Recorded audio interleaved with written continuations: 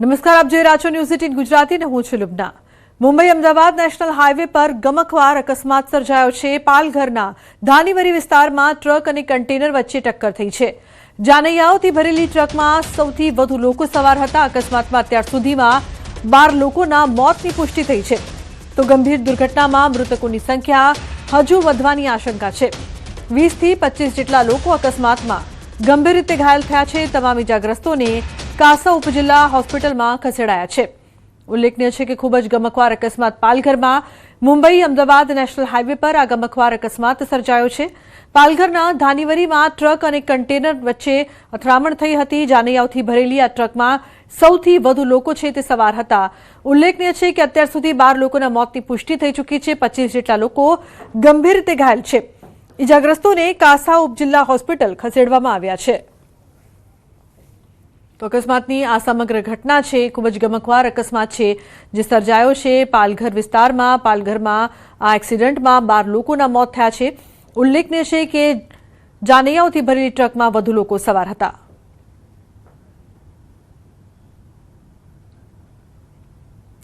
અન્ય સમાચાર, સુરેન્દ્રનગરથી ચોટીલા રાજકોટ હાઈવે પર બસમાં આગ લાગવાની ઘટના। મગરીથડા ગામના પાટિયા પાસે ખાનગી બસ સળગી। આગ લાગતા ધુમાડાના ગોટે ગોટા દૂર દૂર સુધી દેખાયા। બસમાં સવાર 35 થી 40 મુસાફરોને સ્થાનિકોએ સુરક્ષિત રીતે બહાર કાઢ્યા। કેટલાક મુસાફરોને ઈજા, મોટી જાનહાનિ ટળી છે। આગના કારણે ટ્રાફિક જામના દ્રશ્યો સર્જાયા છે, તો શોર્ટ સર્કિટથી આગ લાગ્યાનું અનુમાન છે। ચોટીલા રાજકોટ હાઈવે પર બસમાં અચાનક આગ લાગી હતી, જે બાદ અફરાતફરીનો માહોલ જોવા મળ્યો હતો। મગરીથડ ગામના પાટિયા પાસે ખાનગી બસમાં આગ લાગતા લોકોના ટોળા એકઠા થઈ ગયા હતા। બસમાં સવાર 35 થી 40 મુસાફરોને બહાર કાઢવામાં આવ્યા। કેટલાક મુસાફરોને ઈજા થઈ છે, મોટી જાનહાનિ ટળી છે। તો બસમાં આગ, હાઈવે પર ટ્રાફિક જામ। અક્ષય જોડાયા છે વધુ માહિતી આપવા માટે। અક્ષય, શું વધુ વિગત?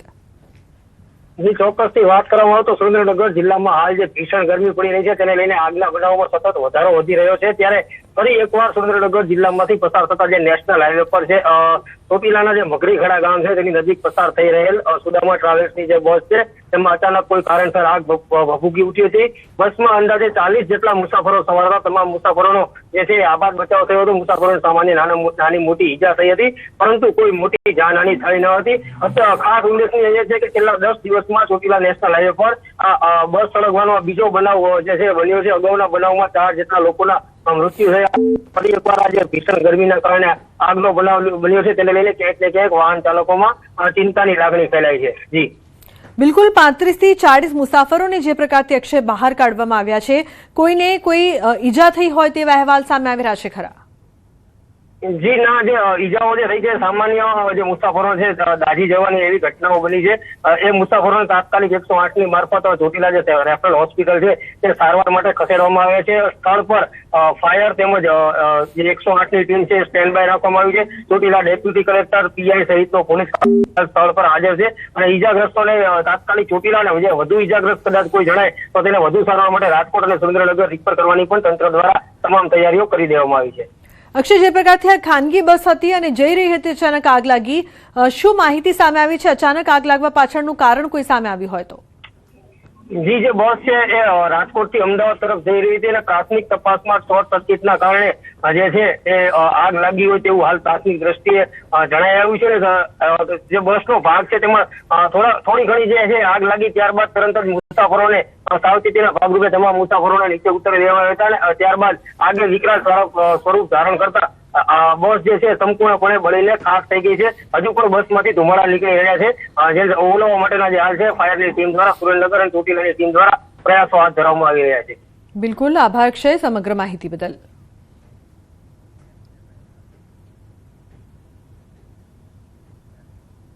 અન્ય મહત્વપૂર્ણ સમાચારની જો વાત કરીએ તો હવામાન નિષ્ણાંત અંબાલાલ પટેલે ચોમાસાને લઈને મહત્વપૂર્ણ આગાહી કરી છે। તેમના જણાવ્યા મુજબ 23 મે સુધી આંદામાન નિકોબાર દ્વીપોમાં ભારે વરસાદની શક્યતા છે, જ્યારે ચોમાસાની ગતિવિધિ શ્રીલંકાના પૂર્વ કિનારા તરફ સક્રિય બનશે। 26 મેની આસપાસ ચોમાસું કેરળ કાંઠે પહોંચવાની શક્યતા છે અને 10 જૂન સુધી મુંબઈ સુધી આગળ વધી શકે છે।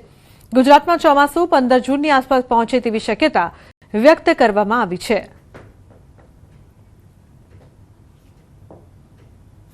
આંદોમાન નિકોબાર ટાપુ પર વરસાદ થવામાં છે ત્યારે 23 તારીખ સુધીમાં આંદોમાન નિકોબાર ટાપુ પર ભારે વરસાદ થવાની શક્યતા છે અને આંદોમાન નિકોબાર ટાપુ પરથી ધીરે ધીરે સિસ્ટમ શ્રીલંકાના પૂર્વ કિનારે જવાની શક્યતા છે અને લગભગ 26 મે કે 1 જૂન સુધીમાં કેરળ કાંઠે આ સિસ્ટમ આવવાની શક્યતા રહેતા ચોમાસું કેરળ કાંઠે બેસવાની શક્યતા ગણી શકાય.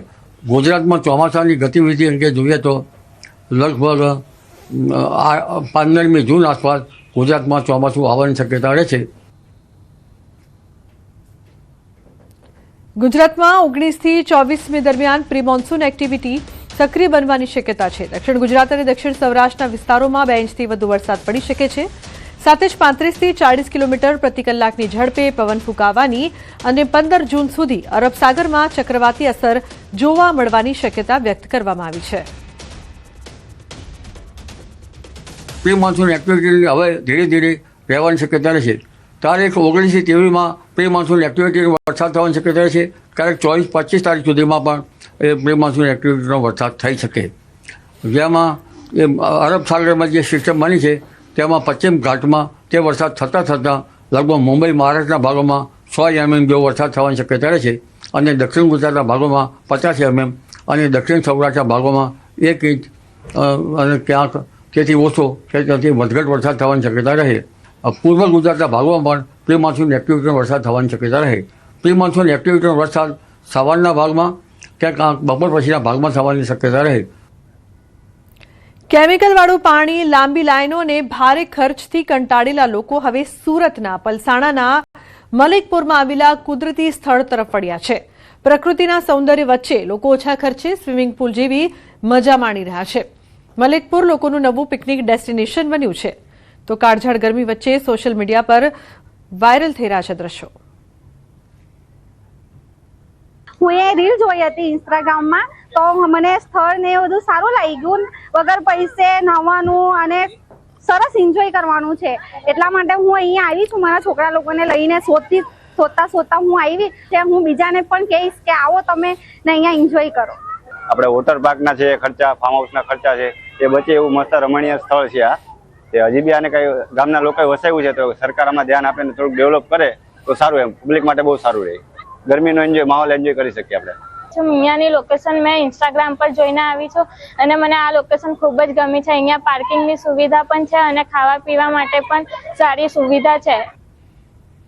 તો મલિકપુર ગામ પાસે વહેતી કુદરતી નદી અને ખડખડ વહેતા ધોધે લોકોનું ધ્યાન ખેંચ્યું છે. બળબડતા ઉનાળામાં ઠંડકનો અનુભવ કરવા અહીં લોકો મોટી સંખ્યામાં ઉમટ્યા છે. કોઈપણ પ્રકારની એન્ટ્રી ફી વગર મળતો આ કુદરતી આનંદ મોંઘા ફાર્મ હાઉસ અને વોટર પાર્કને પણ ટક્કર આપી રહ્યો છે.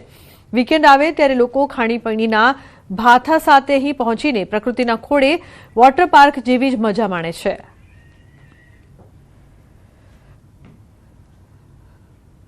કાળઝાળ ગરમી વચ્ચે લોકો સ્વિમિંગ પુલ અને ફાર્મ હાઉસની તલાશમાં આવી છે. તો વાત કરીએ સુરત જિલ્લાના પલસાણા તાલુકાના મલેકપોર ગામે. દ્રશ્યમાં જોઈ શકો છો કે મલેકપોર ગામના એક ભક્તા સમાજના શૈલેષભાઈ ભક્તાએ જે વતન પ્રત્યેનો પ્રેમ બતાવ્યો છે અને સ્થાનિકો માટે સારી સુવિધા ઊભી કરવાની ખોજમાં હતા શૈલેષભાઈ. અને શૈલેષભાઈને વિચાર આવ્યો કે આ ગામની અંદર જે મીઢવા નદી પાસ થાય છે એની પર એક નાનો બ્રિજ બનાવ્યો પાઇપ નાખીને. ત્યારબાદ લોકોને એન્જોય કરવા માટેનું એક આ જે અનોખું સ્થળ બનાવવામાં આવ્યું છે. અને શૈલેષભાઈ અંદાજિત 50 લાખ રૂપિયાના ખર્ચે કાર પાર્કિંગ થી લઈને તમામ સુવિધાઓને લેવલિંગ કરીને જે વતન વચ્ચેનો પ્રેમ બતાવી મીઢવા નદી ઉપર એક એન્જોય કરવાનું આ સ્થળ બનાવ્યું છે. કે આ દ્રશ્યની અંદર જોઈ શકો છો કે ખાસ કરીને લોકો ક્યાં સુરત અને નવસારી અને વલસાડથી પણ આ મલિકપોર ગામની મુલાકાતે આવતા હોય છે. અને આ જે સ્વિમિંગ પુલ જેવું છે અહીંયા જે વહેતું પાણી અંદર લોકો નહાવા પડે છે. તો રાજકોટ જેતપુર 6 લેન હાઈવે પ્રોજેક્ટમાં સતત વિલંબ થતા મુસાફરો ભારે હાલાકી ભોગવી રહ્યા છે. કોરાટ ચોક ઓવરપાસની મંજૂરી અને પાઇપલાઇન નડતર સહિતના કારણોસર 1200 કરોડનો પ્રોજેક્ટ હવે 1500 કરોડ સુધી પહોંચી ગયો છે. જ્યારે કામ પૂર્ણ થવાની નવી સમયમર્યાદા જૂન 2027 રાખવામાં આવી છે. ધીમા કામના કારણે રાજકોટ જેતપુર વચ્ચેની મુસાફરી 1.5 કલાકના બદલે 3 થી 4 કલાકમાં પૂર્ણ થઈ રહી છે. સ્થાનિકોએ 60 કિલોમીટરમાં 2 ટોલ નાકા વધતા ટ્રાફિક અને ડીઝલના વ્યય સામે રોષ વ્યક્ત કરી કોન્ટ્રાક્ટરો પર ઇરાદાપૂર્વક વિલંબ કરવાનો આક્ષેપ કર્યો છે. સાથે જ ખનીજ માફિયાઓ સામે કડક કાર્યવાહી કરવાની માંગ પણ ઉઠી છે. બીજી બાજુ મને જાણવા એવું મળ્યું છે કે આજે નેશનલ હાઈવે નું કામ ચાલુ છે એ 500 કરોડની ગ્રાન્ટ હતી, 300 કરોડની વધારો હતી, 1500 કરોડ રૂપિયાની ગ્રાન્ટ થઈને દોઢ વર્ષનો કંઈક સમયગાળો હતો અને 1.5 વર્ષ કંઈક અલગથી વધારવામાં આવ્યા છે. ત્યારે હું કહેવા માંગુ છું, આ ભાજપ સરકાર એના મળતિયા એના કોન્ટ્રાક્ટર હોય એમને જ કોન્ટ્રાક્ટ દેવામાં આવે છે અને કોન્ટ્રાક્ટર આ કામમાં બહુ અઘરું કામ કરે છે અને એના હિસાબે લોકોને હેરાનગતિ ભોગવવી પડે છે. પ્રિન્સ વ્યાસ રાજકોટ નેશનલ હાઈવે ઉપર 300 કરોડનો વધારો કરવામાં આવેલો છે. 500 કરોડનો પ્રોજેક્ટ હતો, એમાં 300 કરોડનો પ્રોજેક્ટ બનાવવામાં આવેલો છે. અને આમથી જેતપુરથી આપણે પીછડિયા ટોલ નાકો ખાલી આપણે 10 થી કે 15 કિલોમીટર જેટલું થાય છે તો એ ટોલ ઉઘરાવવામાં આવે છે. એ અનલીગલ વસ્તુ છે અત્યારે. ને જેતપુર ગામ વિસ્તારમાં અમારે આમથી જેતપુરથી રાજકોટ જવા માટે ખાલી કલાકનો સમય થતો, એની બદલે અત્યારે 2 થી 3 કલાક અત્યારે વહી જાય છે આ ડાયવર્જન કાઢવામાં. ત્યારે જેતપુરથી રાજકોટ જઈએ તો 3 થી 4 કલાકનો સમયગાળો લાગે છે અને સાથે સાથે પહેલા જે ડીઝલ બળતું હતું તેમના કરતાં પણ અત્યારે 3 થી 4 હજારનું વધારે ડીઝલ બળતું હોય છે. અને સાથે હવે સરકાર એમ કહે છે કે તમે ઈંધણનો બચાવ કરો. તો આ 6 લેનનું કામ ચાલુ છે. સૌથી વધારે ટ્રાફિક સમસ્યા આ 6 લેનની કામગીરીમાં જોવા મળતી હોય છે. ત્યારે ટ્રાફિકને કારણે વધારે ઈંધણ બળતું હોય છે. એનો 6 વેનું કામ છે તે છેલ્લા 4 વર્ષથી ગોકળ ગતિ ગાયની જેમ ચાલી રહ્યો છે. લોકો પરેશાન થતા હોય છે, 4 કલાક લોકો હેરાન થતા હોય છે. 2 ટોલ નાકા છે. બીજી તરફ વાત કરીએ કે લોકોનો ડીઝલ વધારે બળતું હોય, ગાડીમાં નુકસાન થતું હોય છે. બીજી તરફ વાત કરીએ કે જે એમ્બ્યુલન્સ છે તે ઇમરજન્સી રાજકોટ જતી હોય છે ત્યારે રસ્તામાં અનેકના મોત થતા હોય છે. છતાં કોન્ટ્રાક્ટરની બેદરકારી સામે આવી છે. અનેકવાર રજૂઆત કરવા છતાં કોઈ જાતની હજી સુધી 6 લેનની કામગીરી કરવામાં આવતી નથી. ગોકળ ગાયની જેમ કામગીરી કરવામાં આવે છે. અનેકવાર રજૂઆત કરી કે જે રીતે 4 કલાક લોકો હેરાન થતા હોય છે અને ડીઝલ બી વધારે વપરાતું હોય છે. બીજી તરફ વાહનો છે તે વાહનો રસ્તામાં અમુક બંધ પડી જતા હોય છે. જ્યારે એમ્બ્યુલન્સો આવતી હોય છે ત્યારે એમ્બ્યુલન્સોને જે ઇમરજન્સી જે દર્દીઓ છે તેને પોતે રાજકોટ પહોંચાડી નથી શકતા. અમુકના મોત બી થતા હોય છે. કોન્ટ્રાક્ટરની જે બેદરકારી સામે આવી છે તેને લઈને છેલ્લા 4 વર્ષથી લોકો પરેશાન થતા હોય છે. જે કોન્ટ્રાક્ટરના જે ભાગે લોકોને ભોગવવું પડે છે, લોકોને 4 કલાક હેરાન થવું પડે છે, છતાં કોઈ જાતની કામગીરી હજી સુધી તાત્કાલિક કરવામાં આવતી નથી. લોકોની એવી માંગ છે કે આ 6 વેનું કામ છે તે તાત્કાલિક કરવામાં આવે તેવી લોકો માંગ કરી રહ્યા છે. મુનાફ બકારી, વિઝન ગુજરાત. તો રાજકોટમાં ભર ઉનાળે મહાનગરપાલિકાના સ્વિમિંગ પુલને તાળા લાગતા હજારો સભ્યો મુશ્કેલીમાં મુકાયા છે. શહેરના 1-2 નહીં પરંતુ 4 સ્વિમિંગ પુલ 3 દિવસ માટે બંધ રાખવામાં આવ્યા છે, જેના કારણે અંદાજે 10,000 જેટલા સભ્યો પર સીધી અસર પડી છે. કાલાવડ રોડ સ્થિત સ્વિમિંગ પુલમાં જ 3500થી વધુ સભ્યો નોંધાયેલા છે, જ્યારે અન્ય સ્વિમિંગ પુલમાં પણ ઉનાળામાં મોટી સંખ્યામાં લોકો સ્વિમિંગનો લાભ લેતા હોય છે. સ્વિમિંગ કોચને વસ્તી ગણતરીની ટ્રેનિંગમાં મોકલાતા સ્વિમિંગ પુલ બહાર બંધ અંગેના બોર્ડ લગાવી દેવામાં આવ્યા છે. ઉનાળાની પીક સિઝનમાં પુલ બંધ થતાં સભ્યોમાં ભારે નારાજગી જોવા મળી રહી છે. અમારી રજૂઆત એવી છે કે જો જનગણના મિટિંગમાં જાય ને એ લોકોને ઓર્ડર આપે તો 1 મહિનો જનગણના કાર્યક્રમ ચાલશે. તો સ્વિમિંગનું શું? હવે આ સ્વિમિંગ પુલ સવારે 6:30 થી સાંજે 7:30 સુધી ચાલુ હોય છે. એમાં 3000 વ્યક્તિઓ સ્વિમિંગ કરતા હોય ને હેલ્થ રિલેટેડની વાત કરીએ તો બધા સિનિયર સિટીઝનો હોય છે ને છોકરાઓ સ્કૂલ કોલેજના છોકરાઓ તો બંધ રાખવું પોસાય એમ નથી. ને બીજા કર્મચારીઓને જો આમાં આપે તો આ સ્વિમિંગ પુલ તો ઉનાળામાં ચાલુ રહી શકે. અમારી રજૂઆત એ છે. રાજકોટ શહેરમાં ભર ઉનાળે મહાનગરપાલિકાના સ્વિમિંગ પુલ છે તે બંધ છે. ટોટલ શહેરમાં 5 સ્વિમિંગ પુલ આવેલા છે, જેમાંથી 4 સ્વિમિંગ પુલ છે તે અત્યારે બંધ જોવા મળી રહ્યા છે. ખાસ કરીને હાલ જે રીતના અલગ અલગ જે 4 સ્વિમિંગ પુલ છે તેમના 30 જેટલા કોચ છે તેમને વસ્તી ગણતરીની ટ્રેનિંગ માટે મુકાયા હોવાથી ભર ઉનાળે આ જે છે સ્વિમિંગ પુલ ને જે છે તાળા મારવાનો વારો આવ્યો છે. 3 દિવસ સુધી આ સ્વિમિંગ પુલ છે તે બંધ રહેશે. ખાસ કરીને જે રીતના જે એક જ સ્વિમિંગ પુલ છે કાલાવડ રોડ ઉપર આવેલો, અહીંયા જ 3500 કરતાં પણ વધુ સભ્યો હોય છે તે ઉનાળા દરમિયાન લાભ લેતા હોય છે. તેઓ 3 દિવસ સુધી જે છે આ સ્વિમિંગ પુલનો ઉપયોગ નહીં કરી શકે. ટોટલ રાજકોટના જે 4 સ્વિમિંગ પુલની વાત કરવામાં આવે તો આશરે 10,000 જેટલા લોકો છે તેમને અસર થશે. ઉનાળાની સિઝન છે તે સ્વિમિંગ પુલ માટે પીક માનવામાં આવતી હોય છે. જે છે એ ઉનાળાના આ દિવસો દરમિયાન અનેક લોકો છે તે લાભ લેતા હોય છે, પરંતુ અત્યારે ક્યાંક જે સભ્યોમાં પણ નારાજગી જોવા મળી રહી છે. હાર્દિક જોશી, ન્યૂઝ 18 ગુજરાતી, રાજકોટ. તો જૂનાગઢના મેંદરડા તાલુકાના 42 ગામોના સરપંચો વિકાસ કામોના બિલો લાંબા સમયથી અટવાતા ભૂખ હડતાળ પર ઉતર્યા છે. સરપંચોનો આક્ષેપ છે કે છેલ્લા 5 મહિનાથી કરોડો રૂપિયાના વિકાસ કામોના બિલો ચૂકવાયા નથી, જેના કારણે અનેક ગામોમાં વિકાસ કામો ઠપ છે. તંત્રની હેરાનગતિ સામે સરપંચોએ ભૂખ હડતાળ શરૂ કરી છે અને અટકેલા બિલો તાત્કાલિક ચૂકવવાની મુખ્ય માંગ ઉઠાવી છે. સાથે જ યોગ્ય ઉકેલ નહીં આવે તો આગામી સમયમાં ઉગ્ર આંદોલનની ચીમકી પણ ઉચ્ચારી છે. તો બીજી તરફ વહીવટીતંત્રના જણાવ્યા મુજબ મેંદરડા તાલુકાના કેટલાક વિકાસ કામોના બિલ અને એસ્ટિમેટમાં તફાવતો અને ક્ષતિઓ સામે આવતા હાલમાં તપાસ પ્રક્રિયા ચાલી રહી છે. તપાસ બાદ નિયમ મુજબ પેમેન્ટ ચૂકવવામાં આવશે.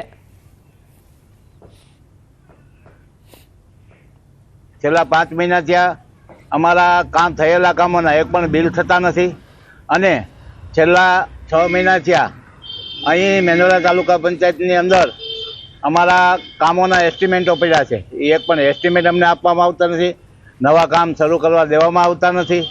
એટલે છતાં અમે સરપંચો અનેક વખત રજૂઆતો કરી છે, જિલ્લાના આગેવાનોને પણ રજૂઆત કરી છે, આ વિસ્તારના ધારાસભ્ય અને પ્રમુખને પણ રજૂઆત કરી છે. આજે અમે ન છૂટકે અલ્ટિમેટ આપીને 17 તારીખનું અલ્ટિમેટ આપ્યું હતું, અને આજે 18મી તારીખે અમે અહીંયા તમામ સરપંચો ચોક્કસ મુદતની હડતાલ ઉપર ઉતર્યા છીએ, અને અમે જ્યાં સુધી અમારા પ્રશ્નોનું નિરાકરણ નહીં આવે ત્યાં સુધી અમે આ ભૂખ હડતાલ ઉપર બેસશું. કે ભાઈ અમારા વિકાસના કામ અટકેલા છે, તેમજ નવા એસ્ટિમેટ તેમજ કામ કોઈ બીજા નવા કામ આપતા નથી. એટલા માટે અમે 18 તારીખ પછી કે ભૂખ હડતાલ ઉપર બેસ્યું.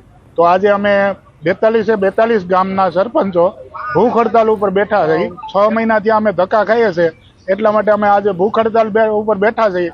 આગળ જતા જો અમારા માંગ પૂરી નહીં થાય તો અમે ભૂખ હડતાલથી આગળ વધી અને ઉગ્ર આંદોલન ઉપર જશું. મેંદરડા તાલુકામાં હાલ જે જૂના 29 કામો થયા છે તે તપાસ અંતર્ગત છે, કે જેમાં વેરિએશન આવે છે, તેમાં થોડીક ક્ષતિઓ રહેલી છે. એ ક્ષતિઓના કારણે એ જે પેમેન્ટ છે, જે કામો છે એમના પેમેન્ટ છે એ તપાસ હેઠળ છે. જિલ્લા પંચાયત કક્ષાએ એ તપાસ પૂર્ણ થશે ત્યારે એ 29 કામો જે છે એમાં શું નિર્ણય લેવા છે ત્યારબાદ નક્કી થશે. બાકીના જે કંઈ કામો છે કે જે નવા કામો છે, નવા એસ્ટિમેટ બનાવવા, નવા વર્ક ઓર્ડર આપવા, એની કામગીરી અત્યારે તાલુકા પંચાયત કક્ષાએથી ચાલુ છે.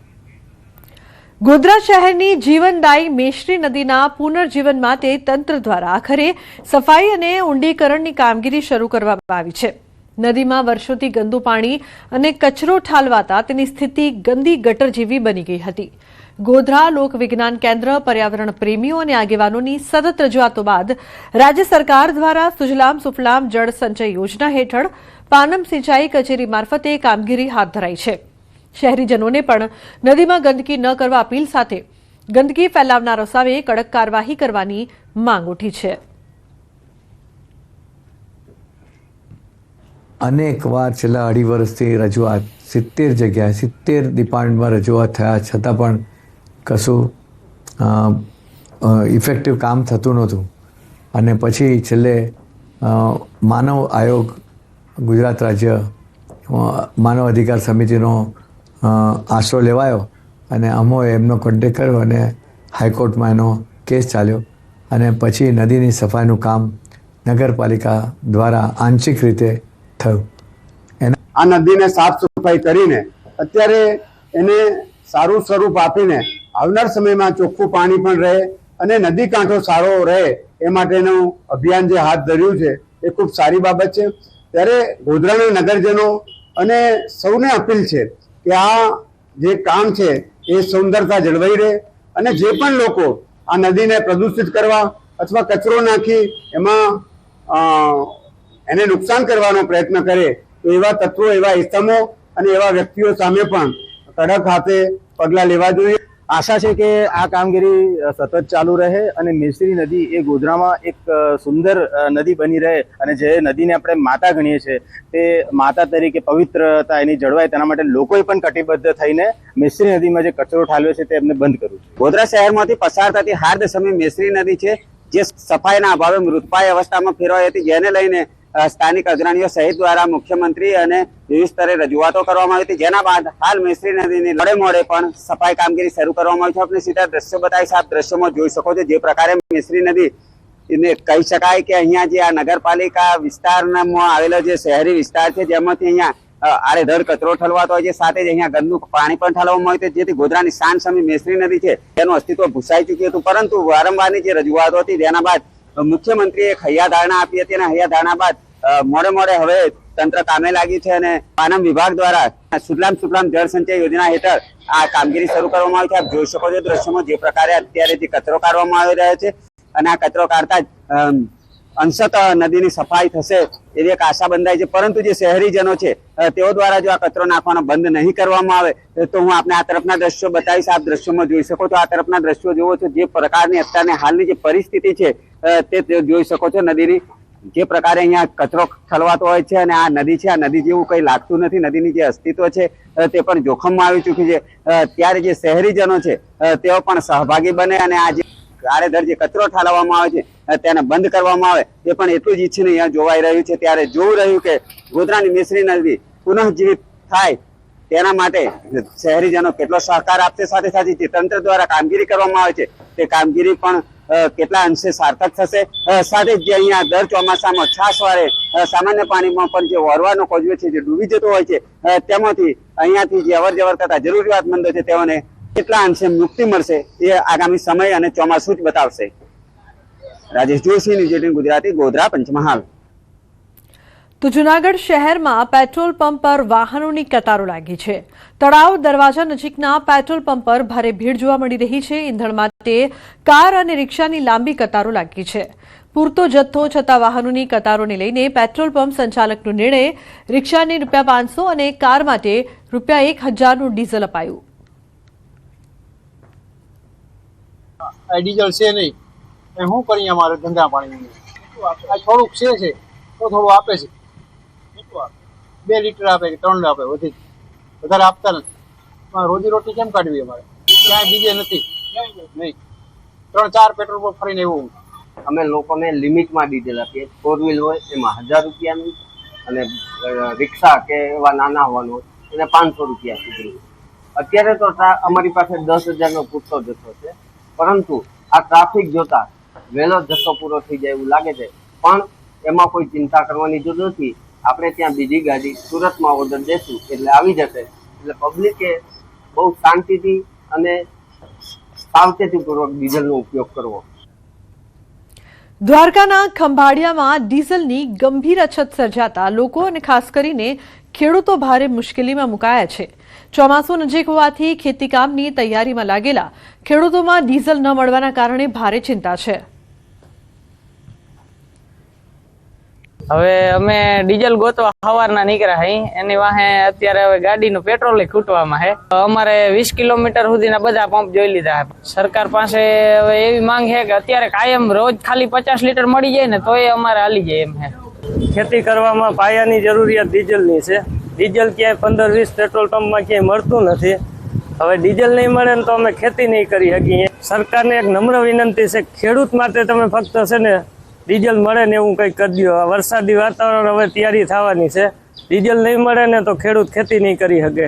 આજ 5-5 દિવસે ધક્કા ખાઈ અમારે ખેતી કરવાની પડી છે, તો અમે ખેતી કેવીથી કરીએ? ભગવાન તમે કંઈક જ્યાં ખેડૂત સામો વિચાર કરો અને આ પંપવાળાને ડીઝલ આપો તો અમે કંઈક ખેતી કરી શકીએ ને. કે અમારી ખેતી એમને પડી રહેશે તો અનાજ કેમાંથી પકવશું? ખેતી ટોટલ વસ્તુની બાકી પડી. અત્યારે ડીઝલ ભરવા જાય તો કોઈ પણ પંપે અમને ડીઝલ મળતું નથી. કે થોડું જાજુ પણ કંઈક પણ ખેડૂતની અત્યારે રેગ્યુલર ખેતી ચાલુ થઈ જાય એટલું ડીઝલ મળી જાય ને તો પણ ખેડૂત ખેતી કરી શકે. તો જિલ્લામાં અનેક પેટ્રોલ પંપ પર ડીઝલનો જથ્થો ખૂટી રહ્યો છે. ડીઝલને લઈ ક્યાંક ને ક્યાંક ખેડૂતો મુશ્કેલીમાં મુકાયા છે. દ્વારકા જિલ્લાના ખંભાળિયા વિસ્તારમાં હાલ ન્યૂઝ 18 ગુજરાતીની ટીમ પહોંચી છે. અનેક પેટ્રોલ પંપની રિયાલિટી ચેક કરવામાં આવી, પરંતુ જે ડીઝલની અછત છે તેવું ખેડૂતો કહી રહ્યા છે. હાલ આપણી સાથે જે ખેડૂત છે તેની સાથે વાત કરશું. કેવી પરિસ્થિતિ ડીઝલની છે? શું આપનું નામ અને હાલ ડીઝલની કેવી પરિસ્થિતિ? મારું નામ માલદેવભાઈ બેરા છે, ગામ સણાખલા છે. ડીઝલની પરિસ્થિતિ બહુ ઓલી છે. નવું ટ્રેક્ટર લઈને આવ્યા છે, ક્યાંય ડીઝલ મળતું નથી, તો ખેતી કેમ કરવાની? ટ્રેક્ટર તો લીધું છે પણ ખેતી કેમ કરવાની હવે ડીઝલ વગર? કેવી મુશ્કેલી છે? મુશ્કેલીમાં તો કોઈ ઘટે એવું જ નથી. જો પહેલી વખતે ડીઝલ પુરાવવામાં આવ્યા તો ડીઝલ નથી, પહેલી જ વખતમાં. હાલ શું માંગ છે તમારી? હાલ માંગ છે કે ડીઝલ ખેડૂતને પૂરું પાડો. તો જે દ્વારકા જિલ્લામાં હાલ ખેડૂતોની માંગ છે કે વહેલી તકે ડીઝલનો જથ્થો પૂરો પાડવામાં આવે તો ખેડૂતો ખેતી કરી શકે, કારણ કે હાલ ચોમાસું નજીક છે અને ખેડૂતોને ખાસ કરીને ડીઝલની જરૂર હોય. ટ્રેક્ટરમાં ડીઝલ હોય તો જ ખેડૂત ખેતી કરી શકે. ત્યારે દ્વારકા જિલ્લાના ખેડૂતો હાલ ડીઝલની માંગ કરી રહ્યા છે. અન્ય સમાચાર હિંમતનગરથી. હિંમતનગર શહેરમાં કલેક્ટર કચેરી આગળ જ રોડ પીગળ્યો છે. કલેક્ટર કચેરીમાં આવતા મુલાકાતીઓ પરેશાન થયા છે. ગરમીમાં રોડ પીગળતા ડામર લોકોના પગરખામાં ચોંટ્યો છે. માર્ગ પર જૂતામાં ડામર ચોંટતા લોકો પરેશાન થયા છે. તો કલેક્ટર, જિલ્લા કોર્ટ, એસડીએમ, મામલતદાર સહિતની અનેક કચેરીઓના મુલાકાતીઓ પરેશાન. નવો જ બનાવેલો માર્ગ હલકી ગુણવત્તાનું નિર્માણ કરતા પરેશાની વધી રહી છે. મહત્વની કચેરીઓને જોડતો માર્ગ જ હલકી ગુણવત્તાનો નિર્માણ કરાયો છે, જે બાદ અનેક સવાલો ઉપસ્થિત થઈ રહ્યા છે.